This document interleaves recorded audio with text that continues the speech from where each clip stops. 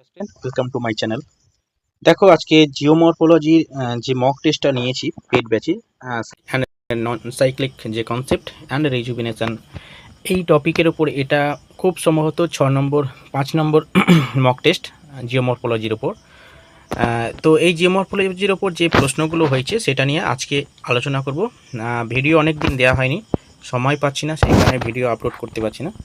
যাই হোক, আজকে 30টা প্রশ্ন আছে, আলোচনা করব। আপনারা দেখুন কত নাম্বার পান এই 30টা প্রশ্ন থেকে। অবশ্যই আপনাদের বিচার করতে পারবেন, নিজেদের অবস্থানটা বিচার করতে পারবেন। ঠিক আছে, চলো। প্রথম প্রশ্ন হচ্ছে বহু ক্ষয়চক্র দেখা যায় কোথায়? আমি উত্তরটা বলবো, ডিসকাস করব না, কারণ অনেক সময় চলে যাবে। 30টা প্রশ্ন আছে, ডিসকাস করলে অনেক। প্রথম প্রশ্ন, বহু ক্ষয়চক্র দেখা যায় কোন অঞ্চলে? ওকে, অ্যাকচুয়ালি এই আপার এশিয়ান পার্বত্য অঞ্চলে বহু ক্ষয়চক্র দেখা যায়। ওকে, চলো। সেকেন্ড প্রশ্ন, এটা ম্যাচিং দেওয়া আছে। ধ্রুবক ঢালের পরিবর্তন, ডিপ ওয়েদারিং থিওরি অ্যান্ড ঢালের পশ্চাৎ অপসারণ। তো এখানে উত্তরটা মনে হচ্ছে দেওয়া রয়েছে। যাই হোক, ধ্রুবক ঢাল, প্রথমে আসি ডিপ ওয়েদারিং কনসেপ্ট দেনকে Linton. Okay, deep weathering Linton হবে, সরি এটা ব্যাক করতে হবে। ডিপ ওয়েদারিং কনসেপ্ট দেনকে লিন্টন। ওকে, ঢালের সমান্তরাল পশ্চাৎ অপসারণ কনসেপ্ট দেনকে এলসি কিং। ঢালের পশ্চাৎ অপসারণ অথবা দেনকে এলসি কিং। ওকে, ধ্রুবক ঢালের কনসেপ্ট দেনকে উড, এবং ঢালের পরিবর্তন কনসেপ্ট দেন পেঙ্ক। ওকে, এটা হচ্ছে তো ম্যাচিং। নেক্সট 3 নম্বর প্রশ্ন, ডেভিসের ক্ষয়চক্র ধারণাটি প্রযোজ্য কোন অঞ্চলে? দেখো, মেরু অঞ্চল, আর্দ্র নাতিশীতোষ্ণ শুষ্ক অঞ্চল এবং আর্দ্র নিরক্ষীয় অঞ্চল। সঠিক উত্তর হবে কি? সঠিক উত্তর হবে, আপনারা বুঝতে পারছেন, সঠিক উত্তর হবে আর্দ্র অক্ষাংশীয় অঞ্চল, অর্থাৎ যেখানে বৃষ্টিপাত হয় সেখানেই তো ডেভিসের ক্ষয়চক্র প্রযোজ্য হবে। Specially normal cyclo of erosion কেই বোঝানো হচ্ছে। নেক্সট 4 নম্বর, ডেভিসের ক্ষয়চক্র ধারণাটি কোন তত্ত্বের ওপর নির্ভর করে গড়ে উঠেছে? দেখো, ডেভিসের ক্ষয়চক্র কনসেপ্ট এখানে অ্যাকচুয়ালি ডেভিসের যে ক্ষয়চক্র কনসেপ্ট অবশ্যই ডারউইনের তত্ত্বের উপর ভিত্তি করে গড়ে উঠেছে। এটা অনেকগুলো অপশান রয়েছে, সঠিক উত্তর হবে ডারউইনের তত্ত্ব। এটা আশা করি সবাই পেরেছে, সহজ প্রশ্ন ছিল। নেক্সট 5 নম্বর প্রশ্ন, ঢালের পশ্চাৎ অপসারণ তত্ত্বটির প্রবক্তা কে? ঢালের পশ্চাৎ অপসারণ তত্ত্বের প্রবক্তা কে? LC king. সঠিক উত্তর হবে এলসি কিং। নেক্সট 5 নম্বর, ওয়াশ স্লোপ হলডেনহাং কোন পর্যায়ে দেখা যায়? সঠিক হবে অ্যাবস্টিনজেন্ট পর্যায়ে দেখা যায়। একটি বহুচক্রীয় ভূমিরূপ কোনটা? এখানে 4টে অপশান রয়েছে, এদের মধ্যে কোনটা বহুচক্রীয় ভূমিরূপ? নদীমঞ্চ, বদ্বীপ, অশ্বক্রাকৃতি হ্রদ, কোনোটি নয়। সঠিক উত্তর কী হবে? বদ্বীপ তো হবে না, অশ্বক্রাকৃতি হ্রদ হবে না, সঠিক উত্তর হবে নদীমঞ্চ। সঠিক উত্তর হবে নদীমঞ্চ। নদীমঞ্চ হচ্ছে একটা বহুচক্রীয় ভূমিরূপ। নেক্সট, বেল্টেড আউটক্রপ প্লেন, অর্থাৎ বেল্টেড আউটক্রপ যে সমভূমি, সেটা কোথায় দেখা যায়, কোন পর্যায়ে দেখা যায়? এটা যৌবন, পরিণত ও বার্ধক্য, কোনটি? সঠিক উত্তর হবে পরিণত পর্যায়ে। নেক্সট প্রশ্ন, ডেভিসের ক্ষয়চক্র মতবাদটি কত সালে প্রকাশিত হয়? ডেভিসের যে শুষ্ক ক্ষয়চক্রের কনসেপ্ট, সেটা 1905 সালে প্রকাশিত হয়। তাহলে সঠিক উত্তর হবে 1905। নেক্সট, পেঙ্ক এর ক্ষয়চক্র মতবাদটি ড্যাশ নির্ভর? কী ধরনের? পর্যায়ন, শুষ্কতা, টাইম ডিপেন্ডেন্ট, ডাইভ ইন্ডিপেন্ডেন্ট। সঠিক উত্তর হবে টাইম ইন্ডিপেন্ডেন্ট। ওকে, ইন্ডিপেন্ডেন্ট মানে টাইম নিরপেক্ষ, টাইম স্বাধীন আর কি, যেটাকে বলে ইন্ডিপেন্ডেন্ট, নিরপেক্ষ। ওকে, নেক্সট, ডেভিসের ক্ষয়চক্র মতবাদটি কোন পর্যায়ে ব্লো আউট গঠিত হয়? কোন পর্যায়ে ব্লো আউট গঠিত হয়? সঠিক উত্তর হবে যৌবন পর্যায়ে। যৌবন পর্যায়ে ডেভিসের শুষ্ক ক্ষয়চক্র, নর্মাল সাইক্লো অফ ইরোশন বলা হয়নি, শুষ্ক ক্ষয়চক্রের যৌবন পর্যায়ে ব্লো আউট গঠিত হয়। নেক্সট, ডেভিসের ক্ষয়চক্রের কোনটি যৌবন অবস্থায় ভূমিরূপ নয়? 4টে অপশান দেওয়া হয়েছে, কোনটা যৌবন অবস্থার ভূমিরূপ না? ওয়াদি, বাজাদা, মরু অঙ্গন এবং প্লায়া। সঠিক উত্তর হবে মরু অঙ্গন। সঠিক উত্তর হবে মরু অঙ্গন, অর্থাৎ যৌবন অবস্থার অবস্থায় ওয়াদি, বাজাদা এবং প্লায়া দেখা যায়, কিন্তু মরু অঙ্গন দেখা যায় না। নেক্সট, ডেজার্ট পেভমেন্ট বা ডেভিসের ক্ষয়চক্রের কোনটি অবস্থার ভূমিরূপ? ডেজার্ট পেভমেন্ট কোন অবস্থা, অর্থাৎ ডেজার্ট পেভমেন্ট এটা হচ্ছে পরিণত অবস্থার ভূমিরূপ। নেক্সট, প্রগতিশীল ক্রমহ্রাসমানতা বা প্রোগ্রেসিভ ডিসেইং কনসেপ্ট কে দেন?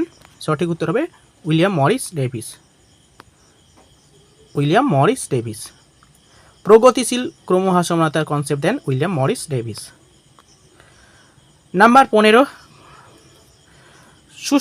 মরু অঞ্চলে ক্ষয়চক্র স্থায়ী ক্ষয়সীমা, অর্থাৎ মরু ক্ষয়চক্রের যে স্থায়ী ক্ষয়সীমা কাকে বলা হয়?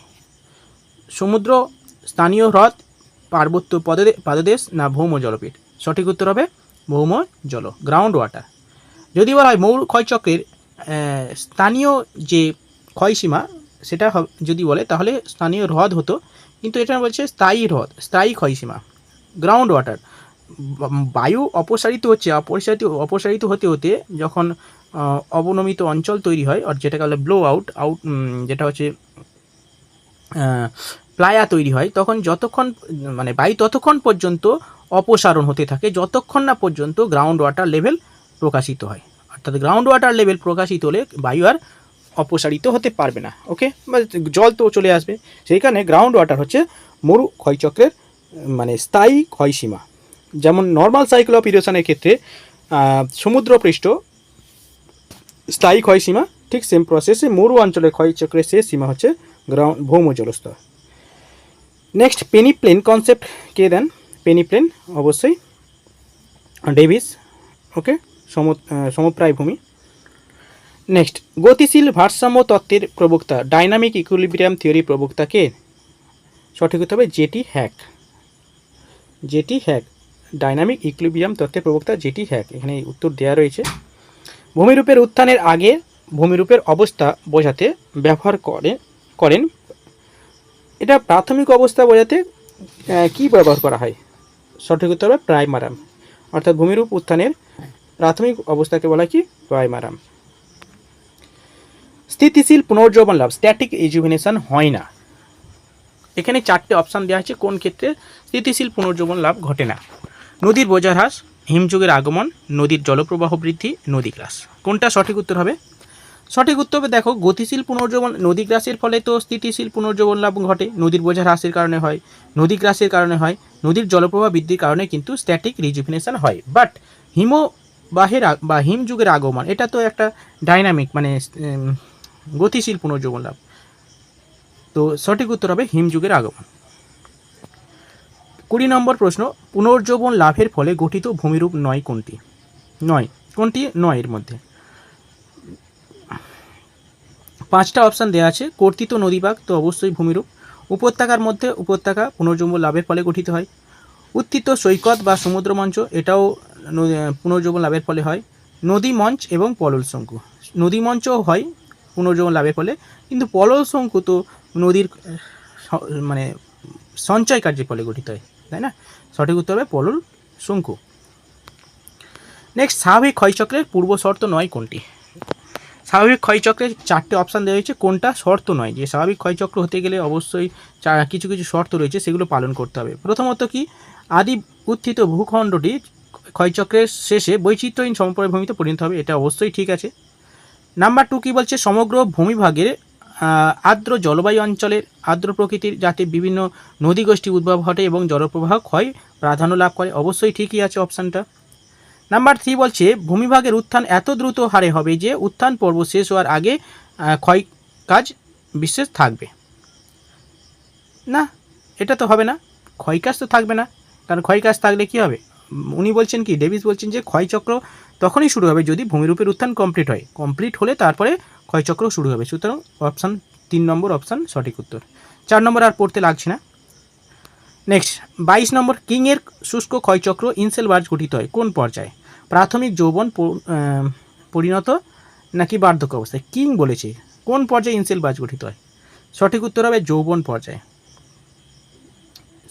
কিংয়ের যৌবন পর্যায়ে ইনসেলবার্জ গঠিত হয়। 23 নম্বর প্রশ্ন, পুনর্যৌবন লাভের ফলে গঠিত নবীন এবং প্রবীণ উপত্যকা যে স্থানে মিলিত হয় তাকে কি বলে? কোথায় মিলিত হয় অ্যাকচুয়ালি? পুনর্জন্ম লাভের ফলে নবীন উপত্যকা এবং প্রবীণ উপত্যকা যে স্থানে মিলিত হয় সেটা কি? নিকবিন্দু। সঠিক উত্তর হবে নিকবিন্দু। নেক্সট, যৌবন পর্যায়ে ভূমির প্রাথমিক ঢাল অনুযায়ী কোন ধরনের নদী গড়ে ওঠে? প্রাথমিক ঢাল অনুযায়ী কোন ধরনের? অনুগামী নদী হবে, বিপরা নদী হবে না, অধ্যারোপিত নদী হবে না, পুনর্ভব হবে না, অনুগামী নদী হবে। প্রাথমিক ঢাল অনুযায়ী যে নদী প্রবাহিত হয় তাকে বলা হয় অনুগামী নদী, সেইখানে প্রাথমিক বলা হচ্ছে। ভৃগুতটের পশ্চাৎ অপসারণ ধারণটি প্রবক্তাকে? ভৃগুতটের পশ্চাৎ অপসারণ, এই প্রশ্নটা রিপিট হয়েছে, কিং হবে, এলসি কিং হবে। ভৃগুতটের পশ্চাৎ অপসারণ। No vestige of beginning to prospect of an end, ধারণাটি কে দেন? এটার মানেটা কি? এটার মানে হচ্ছে যে শুরুর কোনো চিহ্ন পড়ে থাকে না এবং শেষ হওয়ার কোনো লক্ষণ নেই, এই ধারণাটি কে দেন? সঠিক উত্তর হবে জেমস হাটন। এখানে কী হবে সঠিক উত্তর? জেমস হাটন এই কনসেপ্টটা দেন। শুরুর কোনো শেষ নেই, চিহ্ন নেই এবং শেষ হওয়ার কোনো লক্ষণ নেই, এই কনসেপ্টটা দেন কে? James Hutton. Next, uniformitarianism concept কে দেন? James Hutton. অর্থাৎ এটাকে বলা হয় সমতাবাদ তত্ত্ব, বাংলায় বলা হয় সমতাবাদ তত্ত্ব, কনসেপ্টটা কে দেন? James Hutton. 28 নম্বর প্রশ্ন, ডেভিসের ক্ষয়চক্র ধারণাটি ড্যাশ অনুক্রম? Time dependent, time independent, both.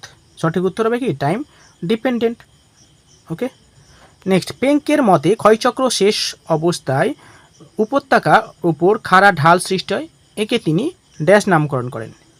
অর্থাৎ পেঙ্ক বলছেন যে ক্ষয়চক্রের শেষ অবস্থাতে উপত্যকার ওপর খাড়া ঢাল সৃষ্টি হয়, এটাকে কি বলা হয়? এটাকে বলা হয় বসচাং বলা হয় এটাকে। ওকে। নেক্সট, লেস্টার চার্লস কিং কোন মরু এবং মরুপ্রায় সাভানা অঞ্চলের ভূমিরূপের পুঙ্খানুপুঙ্খ বিশ্লেষণ করে 1948 সালে পাদ সমতলীকরণ মতবাদ বা পেডিপ্লেনেশন কনসেপ্ট প্রকাশ করেন? সঠিক উত্তর হবে দক্ষিণ আফ্রিকা। সঠিক উত্তর হবে দক্ষিণ আফ্রিকা। অর্থাৎ দক্ষিণ আফ্রিকা অঞ্চলের এই মরু এবং মরুপ্রায় সাভানা অঞ্চলে তিনি ভূমিরূপের উপর বিশ্লেষণ করে তিনি শুষ্ক ক্ষয়চক্রের কনসেপ্ট উপস্থাপন করেন। ওকে। তো এই হলো 30টা প্রশ্ন। 30টা প্রশ্ন কমপ্লিট। 30টা প্রশ্নের মধ্যে কে কত পেয়েছেন আশা করি নিজেদের অবস্থানটা বুঝতে পেরেছেন। ওকে, চলো আজকে ভিডিওটা করলাম। অনেক মক টেস্ট আছে, কিন্তু সেই মক টেস্টের ভিডিও করতে গেলে সময় লাগে, সেই সময়টাও পাচ্ছি না, সেই কারণে আমি আপলোড করিনি। যাই হোক, এখানে কন্টিনিউয়াস মক টেস্ট হচ্ছে, যারা প্রিপারেশান 200 জন প্লাস অ্যাসপিরেন্ট এখানে মক টেস্ট দিচ্ছে, ঠিক আছে? 200 প্লাস মক টেস্ট, দুটো ব্যাচ চলছে। তো যারা মক টেস্ট দিতে চাইবেন অবশ্যই কন্ট্যাক্ট করবেন, ঠিক আছে? নিজেরাই করতে পারেন, অসুবিধা নেই, নিজেরাই। কিন্তু যারা চান আর কি মক টেস্ট দিয়ে নিজেদের অবস্থান জানতে, তারা অবশ্যই কন্ট্যাক্ট করতে পারেন। ওকে, বাই। ভিডিওটা রাখছি, পরের কোনো সময় পেলে অবশ্যই ভিডিও আমি পোস্ট করব। ওকে, বাই।